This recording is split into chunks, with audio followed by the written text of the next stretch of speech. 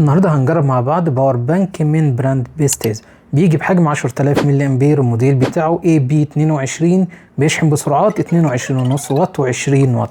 لو جينا بصينا على الباور بانك نفسه، في حاجتين بيميزوه. اول حاجه ان هو حجمه صغير، سمكه رفيع زي ما انتم شايفين كده. تاني ميزه فيه وهو كابل البلت ان.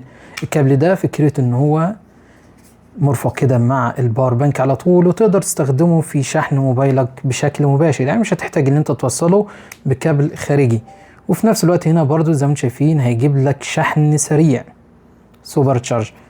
لو جينا بصينا كده برضو هنا هيظهر معانا منفذ شحن التايب سي، وده فكرته برضو ان اوت علشان تشحن بيه الباور بانك، او حبيت تشحن جهاز تاني تقدر تشحن جهازين في نفس الوقت. هنا يشحن معاك بسرعة 20 واط، والكابل البلت ان ده المدمج معاه 22.5 واط.